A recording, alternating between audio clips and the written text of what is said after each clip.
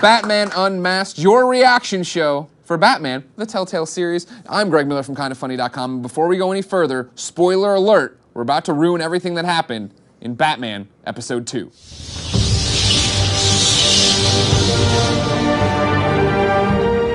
This is James, the writer of the episode. How are you, James? I'm very well, thank you. Thank How you. are you doing? I'm really screwed up after this playing episode. We're going to talk about what you did to me. Over here, John, the director of the episode. How are you? Good. You excited? I'm very You excited. looking forward to the show? Uh-huh. You live wire? I'll let you be the judge. All right, that's what I hear. And this is Travis. Travis is Harvey Dent. Yeah. No big deal. No bigs. No big whoop. Yeah. No big whoop. I'm glad you're all here and gathered. I want to start at the very end of episode 2 and talk about this choice. Mm-hmm. Man, fuck you, James. Yeah, son of a bee. Like, you know what I mean? Like, what the heck? Like, woof, man. Like, at what point did you know you wanted to end there, that's where episode 2 was going? Well, this is just how we craft the Telltale choices. I mean, we started that, we knew we wanted to play off the relationships that Bruce had built over the course of the game. Sure. And we knew that we wanted to pit those two really important characters against each other in a choice, and we built towards that. The thing about it, you know, doing the show, and I guess even just watching the show, right, and playing the game, I know you guys have been talking so much about telling your own Batman story. So when we get there and it's choose between Catwoman or Harvey Dent, I really thought you were about to kill one of them. Because it made it seem like one of them was about to die, and I was like, I can't put anything past you guys. You're sick. So I didn't know what was about to happen, and so my thoughts, and run with me on this one. I'm with you. First off, our personal relationship aside. Right. I like the Harvey Dent guy. Yeah. And so when I see them laid out there, I look at Catwoman, I'm like, she put on the mask. She knew the risks coming in. This is the life she chose. Plus, she can defend herself. And I look over at Harvey, and I'm like, he's an innocent in all this. He's a babe in the woods. He's just trying to turn this thing around in this city. So I, of course, choose to save you. Again, though, not based on our personal relationship. Ethics in Batman Unmasked. And so you know what I mean? I go over there, save you, Catwoman limps off. What did you do? Are you in a weird situation? I did the same thing. I even knew what was happening. And even though Harvey Dent is built sort of like a retired NFL linebacker, looks like he'd be able to handle himself. Yeah. Catwoman's decked out. She's got the whip. She's armed. She's ready to go. I chose Harvey because he's not armed. He's on the floor. You even hear that girlish scream come out of his giant body. Based on your real scream. That's what swayed me, honestly, in the end. And I saved Harvey. Even knowing that it might delay Two-Face's face. See, and that's the big thing. You know, you guys in these Telltale games, you got your branching paths, all these different things, these choices. When I was like, oh, they're going to kill one of them, maybe Selina can survive. Selina survives, I'm like, great. Because being a normal human being, when you see a 150-pound light about to hit somebody's head, I'm like, well, he's going to die. And then I got on the internet, and people were like, oh, he's not Two-Face. And I'm like, mother effer, he would have been Two-Face? Right to YouTube to watch it and do all that stuff. Is that then something fun to tackle as a writer? Oh, it's really fun. Yeah, that's obviously what we do this for, the opportunity to allow players to shape their own narrative. But it's interesting that you guys said that you both picked Harvey, because I think we thought that a lot of people would have gone for Catwoman. Yeah. Simply because you have that really fun, potentially romantic scene in the middle of the game with her. So we're like into this character. And just before the end, just before the debate, Harvey, by contrast, pretty much it does what we call the breakup scene. He dumps you.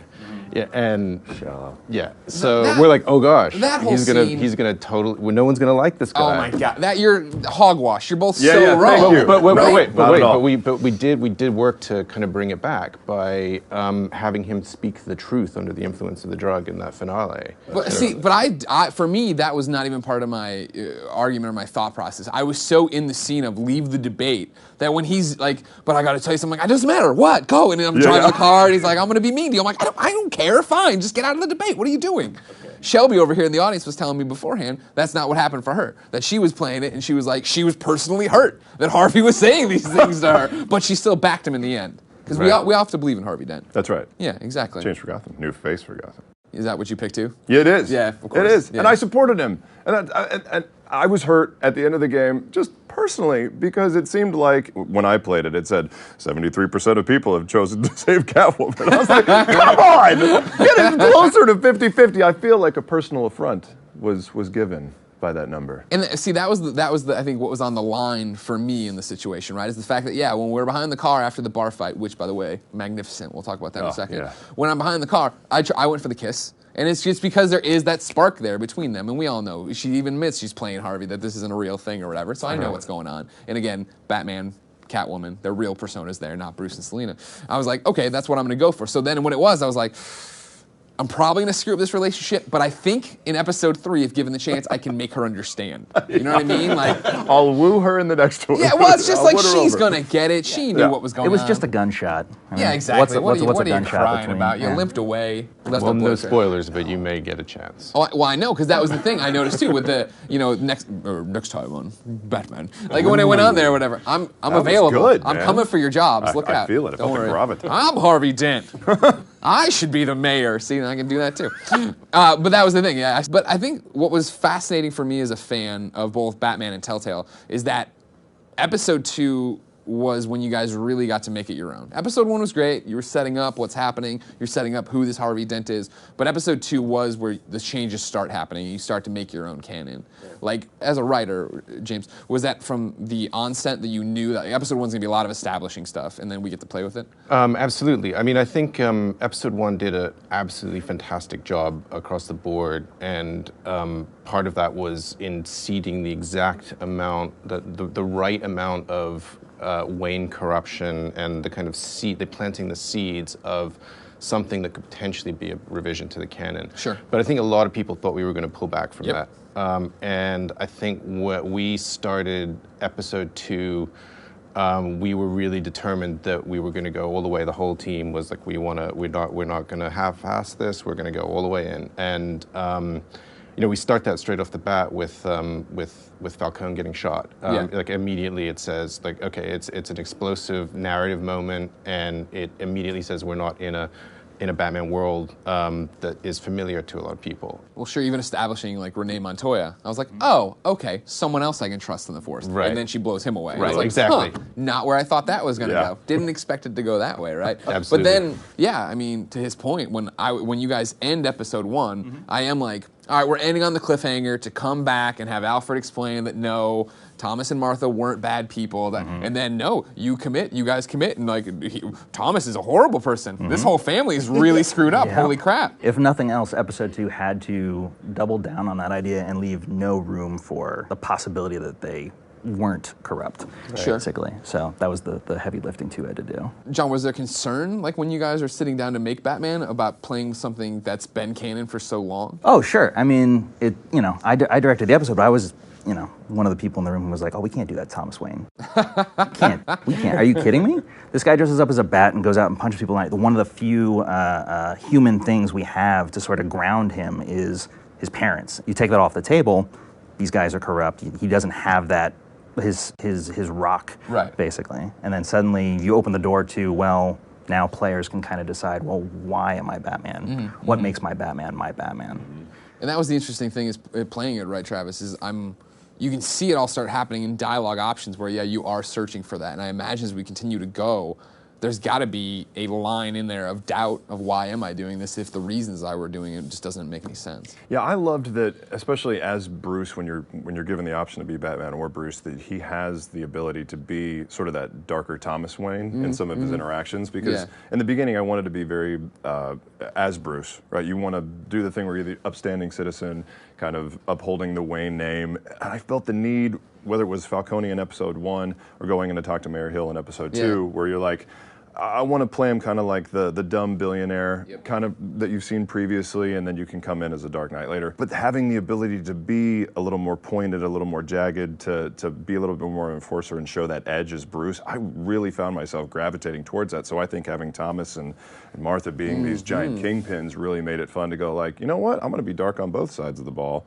and really push that Bruce edge. I thought that was fun because I've seen the nicer Bruce, but I really enjoyed getting to be kind of the snarkier Bruce as well. Well, that's what you guys are so great at, is putting us in uncomfortable situations. Where, in episode 1, I'm going to be the aloof Bruce, and I don't care if everybody thinks I'm an idiot. I'm setting him up. And Falcone walks in, I'm like, I'm not going to shake his hand. And he starts, chalk my stick. I'm like, get the hell out of here. You know what I mean? And then again, the same thing. I did the exact same thing where it's like, do you want to go after the mayor as Batman or Bruce? And in my game, Alfred's like, the city's starting to like Batman. Like, if Batman goes in there, that's going to be a huge thing. I'm like, no. going in as Bruce. And then I got there. That was the worst part too. Was that I chalked the stick, right? Like You- I was super you coward. I was a puppet. Oh, I no. sold out. I did. I was like, Weak will. I'm not going to make him suspect me at all. And then they made me pay for it at the end of the episode. Like, oh, he was being nice with Yep. Falcone. I'm like, no more diplomacy. No, yeah, that's I'm the gonna thing. be a hard ass from here on out. I actually care about the public perception. That's Yeah. right. So yeah, when it was like Batman's gonna be, I'm like, no, we'll go in as Bruce. And again, I'm gonna be like, I'll tell him whatever I need to say. And he's like, well, you gotta dump Dent and support me. I'm like, you go to hell. I refuse to do that. I'll bury you. I'm like, what the hell's going on?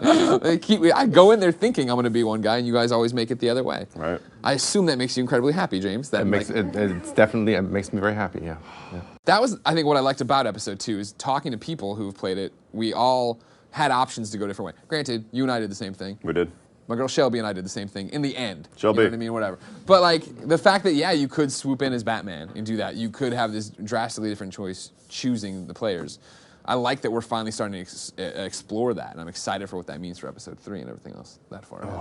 Can I also say that I love that if you choose to try and butter up Falcone, or if you choose to butter up Hill, right? You say, I'm going to stop supporting Dent. I'm going to give you these things. Oh, we can be friends. Cool. You're like, cool. I've now set him up so that maybe he'll release a little bit more to expose it down the line. And as soon as that happens, nope, gone. Yep. They're both removed from the story that quickly. There's a little Game of Thrones in you guys, I'm just saying. A little bleed A little bit. That's another Telltale game available right now. Hey! I guess, Travis, this episode obviously hinges a lot on you. And what's interesting now is that you leave Harvey Dent in 2 distinctly different places. Right. How do you wrap your head around that as an actor moving forward? It's one of the things that I've really enjoyed about this Harvey Dent the most. Harvey really is that altruistic politician, right? He really wants to do things in an honest way. He wants to see Gotham see better days. And so with that as a starting point, that was good for me. To see him be taken advantage of, to fall victim to sort of the machinations of these larger powers, it was important that we had a conversation about where does possibly this other side come from? Where does Two-Face even begin? Is it a loss of a loved one? Is it an insecurity? Does he have an anger issue that we've seen before? So in this way, you see that his best efforts are not enough, and that his inability to cope with these situations as that politician needs something extra, and he sort of manifests that in this other personality. And it was just a trip to see in the script sort of either a fast, steep slide into sort of that darker persona, or one that's more gradual. Yeah. And that just barely shows that it might get there, or maybe it won't. To see that on the page as an actor, you find yourself kind of giggling in the booth a little bit, because you want to go to that dark place, right? And then other times you're like, I kind of like that you'll tease it every once in a while, whether it's the line in episode 2, but like, oh, you know, the makeup artist is here, I got to put my face on, you know, or like, I don't even know if people picked on it because it wasn't really highlighted in the debate. You know, a Penguin says like, we'll let the coin decide who goes first, heads, and makes Dent call it. And so those sort of things that are just little peaks are always like my little fanboy going like, Yeah. Those are important for us too. Yeah. We see the forums and we see the people who pick that stuff up. And Yeah. Yeah, they got that. Well, that's the thing. Because it was intentional. yeah. I feel like you guys and I'm a Telltale fan, obviously. With this Batman one, it's one of the ones that is encouraging me to replay the most. Whether it be the fact that there isn't the rewind to jump back and just play with choices, which sucks hurts. when in the minute you want to just know what the other one would have been. hurts my right? body. But you make those choices, and like for Walking Dead, it was always I'm making those choices and living with them. I always felt right because Clem is my Clem, Lee was my Lee. Whereas Batman is Batman, and so like I feel like there are two very different Batmans in the game if you want there to be, right? There is the one that I'm trying to be, which is very much like gray suit, blue cowl, like what's up, chum? Like I'm not gonna break your arm, don't worry. And then there's the other one, I'm gonna hit you in the face with this frickin' stick and then break your arm and ask all these questions.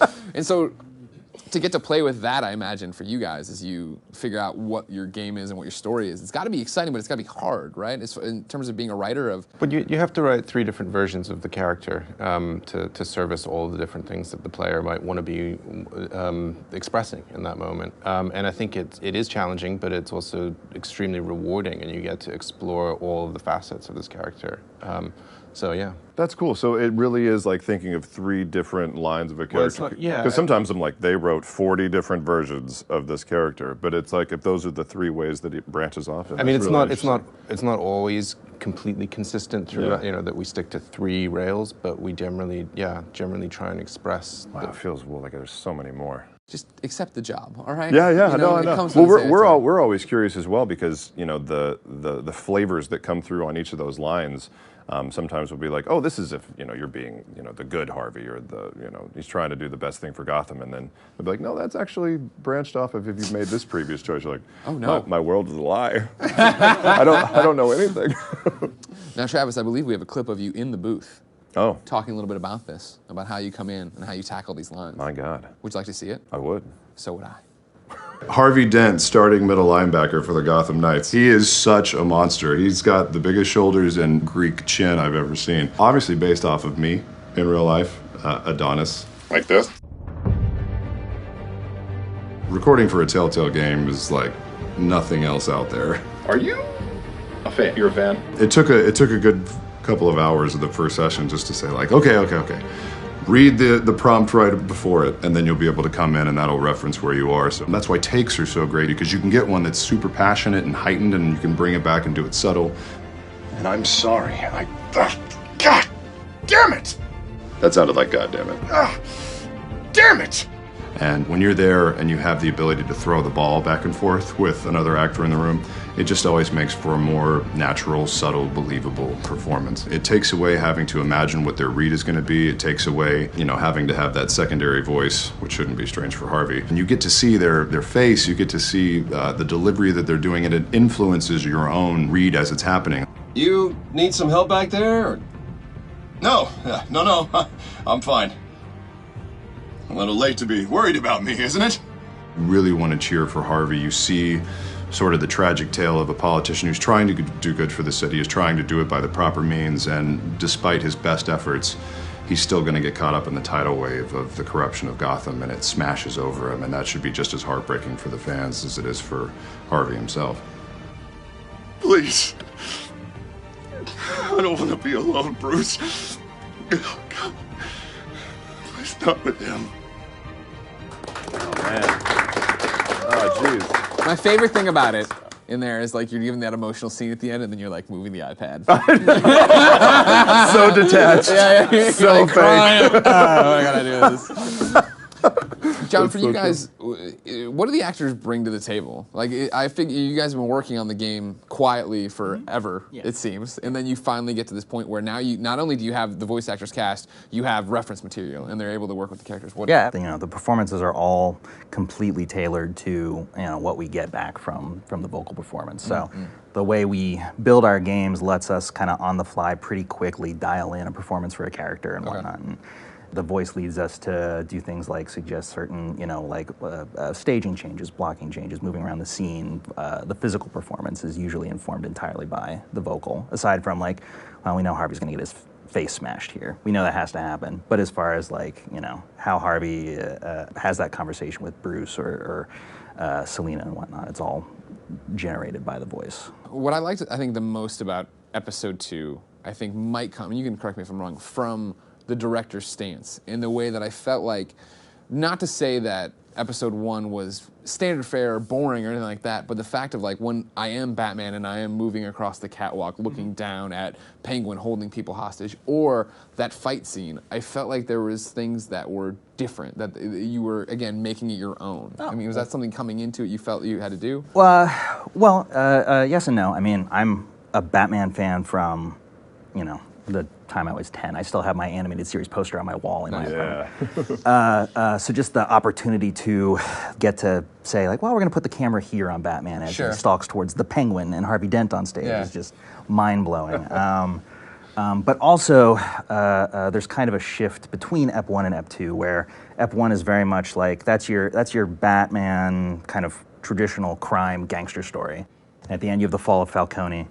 And then 2 is the rise of supercrime. It's supervillains are starting to take the stage. So suddenly it's going to become more dynamic, faster paced, a little more action oriented. So then for the fight scene, where does that begin? Is that put on the page and then you guys talk about how that's going to look? Because that was one of those things of that starts and I was like, Sure. this is awesome. The music, when he comes The in and hits the music. jukebox, you're like, oh my God, So yes. good. Yeah. The Selena, you're talking about Selena. Yeah. Yeah. It's the fight scene. That's The I mean, fight what are you scene, talking about? There was That actually started as a pitch in the Creative Summit that happened in November of last year. It was like it's one of the few like kernels of scenes that has persisted. You know, we knew we were going to do this scene at one point, but you know, we don't articulate the action and the writing. That's mostly the directors who do that. Okay. So we have okay, we're going to have this scene with Selena. You know, maybe she's not that into you at the beginning, but we would love that they get into this bar brawl, and it'll be a really fun experience for the player, and hopefully by the end of it, they will pull together in some way. And we communicate that to John, and John goes and works the most amazing magic. You're like, no sweat, I got Yeah, this.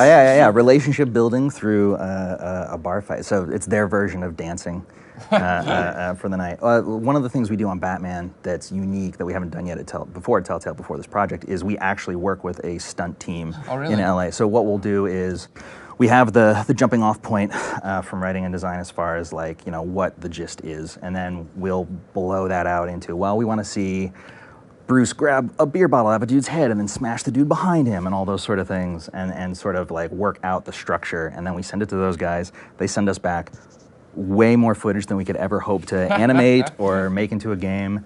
And we take the best stuff, and then that's how we wound up with that bar fight. Amazing. Right. That is the coolest use of a stunt team ever. Yeah. All right, so guys, we've talked a little bit about it, but let's get into the weeds on it. So the kiss, Bruce kissing Selena, or trying to, as you did. I did. As probably, I think it was like 90% of you in the stats did. Yeah. When you're writing it, how do you sit down and think about this as a love triangle, right? Because there is a moment in my conversation with Selena where she's like, Harvey's not a real thing, but he is to Bruce, so how do you make that all play? Well, I mean, we obviously try and leverage the relationships that the player cares about against one another in our game. That's one of the things that that make Telltale content really compelling. And when we get it right, we hit the sweet spot. So we were working on that love triangle. We always knew that even though Selena's motivations might not exactly be clear, and whether she's actually into Harvey or like she's using him or what have you, we still knew that would be something that would affect our friend if he ever found out, and that might weigh on the player when he was making those choices. So that was how we approached it. With all the action that happened in episode 2, I kind of not forgot about it, but I was no longer worried about the consequences until I sit there and think about it, and especially how I left it, right? I chose to save Harvey. I pissed off Catwoman. Now she has every reason in the world to go blow up my spot to Harvey Dent, right? And be like, oh, and Bruce tried to kiss me this one time. Are you worried about this as well? No. No? Okay, good.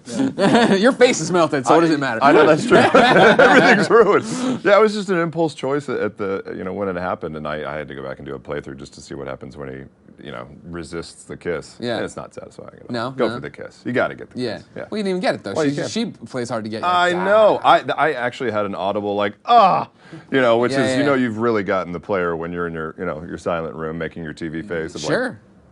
And I do play. Yeah. I didn't even think about how messed up this is in your head, because you're making the conscious decision to cheat on yourself with your wife. Welcome to my psychosis. God damn, son. I want to see Bruce get some too. I mean, come on. Sure, you're playing as him, yeah. Bros. Big time. There you go. And that's, we talked about earlier when you were talking about directing the fight scene, and it was their version of dancing. That was the thing where I think in that moment you fall into love or lust or whatever you want to call it, but you know that you're kindred spirits, right? So Yeah, you know that you're compatible. Yeah, exactly. So you've got dinner, dancing, and then the kiss goodnight at the end as you're hiding from the cops in the alleyway. So we talked a bit about Penguin. In the scene where we're back in Falcone's hideout, the penthouse or whatever, Blockbuster shows up, and no one calls him that. No one really makes a big deal about him being there.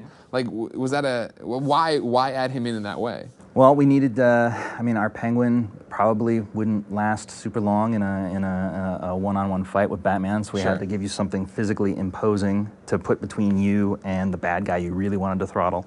And so we just decided that we needed a big bruiser in the scene. Yeah. And some henchmen to back up Penguin. So then it was, well, let's go ahead and you know, what are the options on the table? And we just looked at the great list of, you know, Gotham-related bruisers, and there was Roland Desmond sitting right there, which is what we refer to him as in the episode. We don't really use his code name. Canonical references to drugs in his backstory as well, and how he was you know, in some versions he was this souped up, he was experimenting on himself, and we just thought actually there was a certain synergy with the drug through line that we have in our story. Makes sense, yeah. Well, I mean, as a fan, especially you with the animated series poster at home, how cool was it to bring together Gordon, Catwoman, Batman? Well, yeah, I mean, for those three together on a rooftop, Yeah.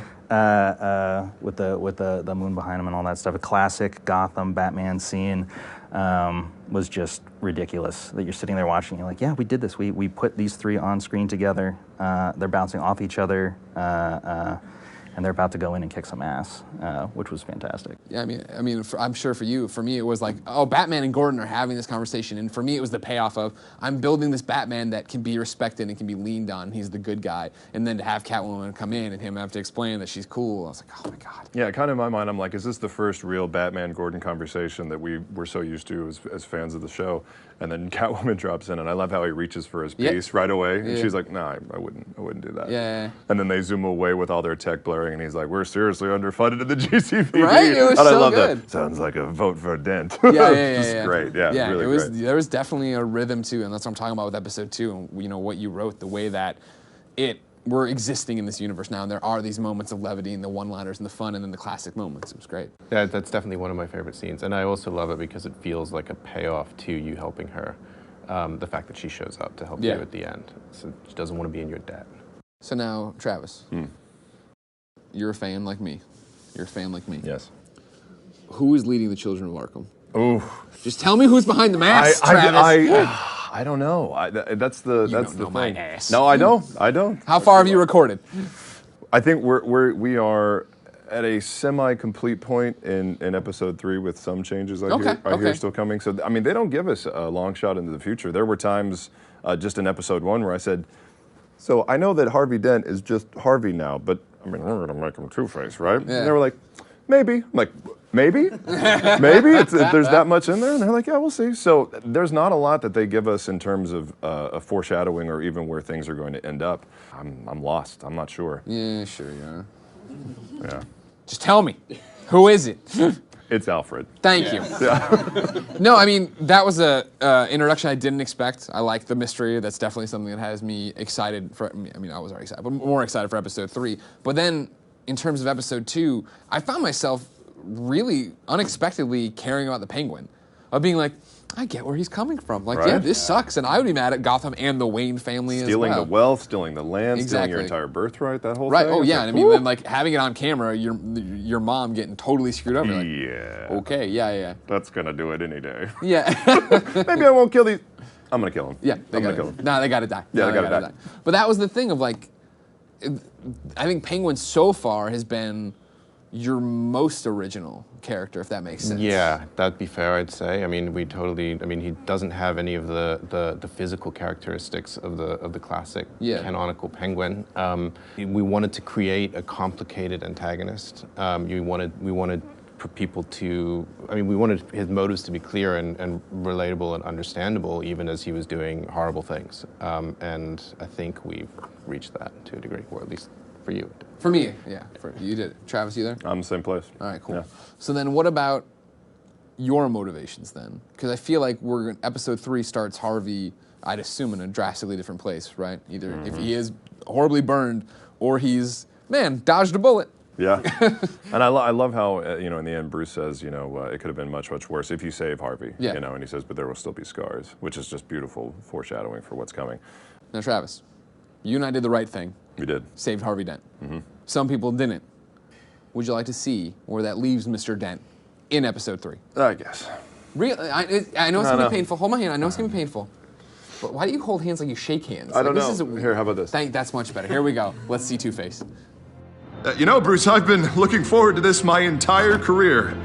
The day Harvey Dent takes his official portrait as mayor of Gotham. And he looks like this. You want to tell me what's going on? I just found out Wayne Tech is compromised. The children of Arkham are using it to track the GCPD. You could be next. But Wayne Tech is everywhere. If they can hack into it... That's why they have to be stopped. Leave it to me. Thank you, Bruce.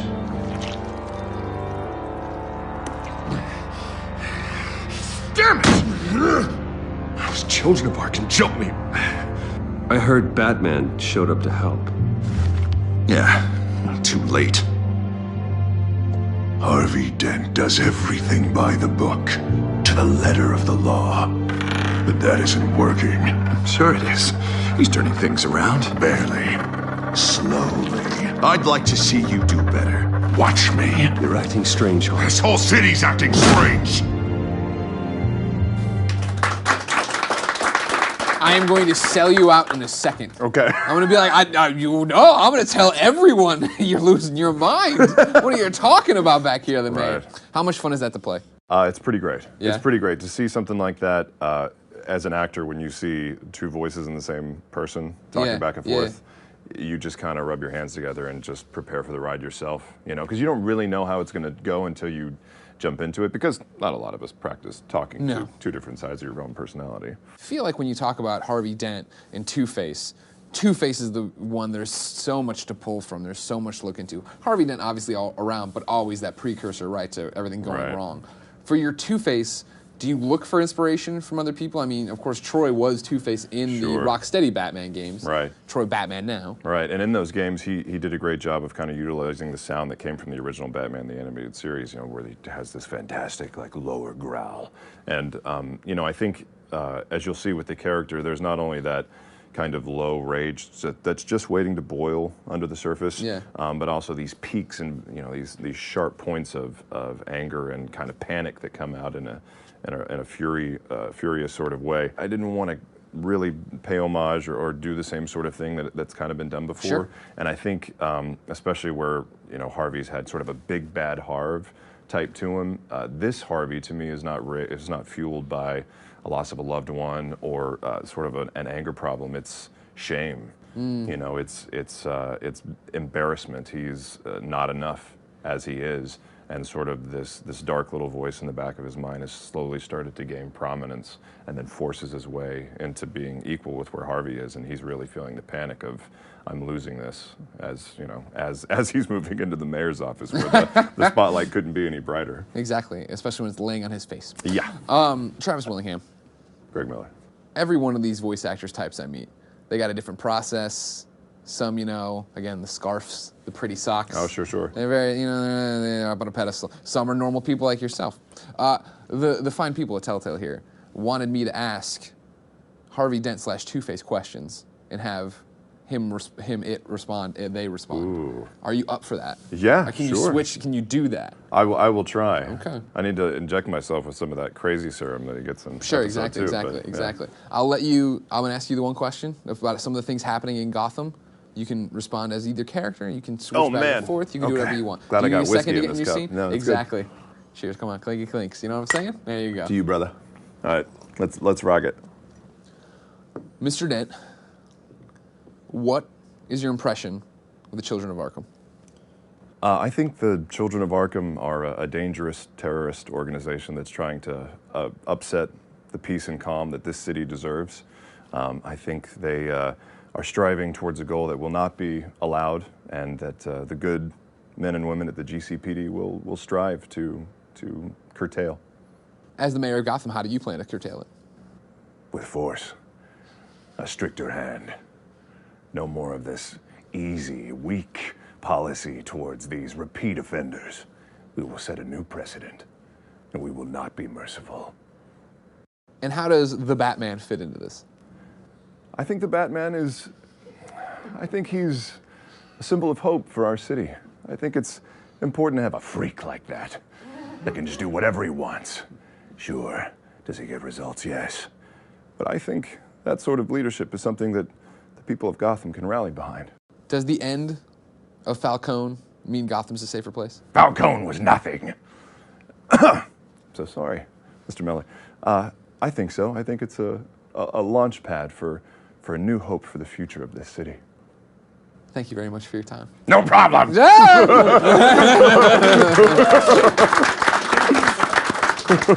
Seeing you right into it. Oh, yeah. Troy Baker would have walked off. I need to get in scene. Right. How do I be Batman? I did light some incense under here, and I'm holding my meditation. Yeah, I was going to say, under keep here. that up higher. Yeah, there you go. I'm holding this down low. Like, what are you doing? What are you doing?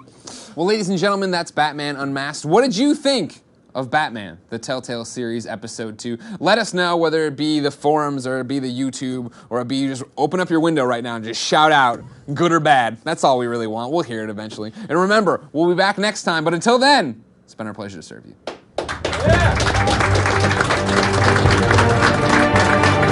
Yeah.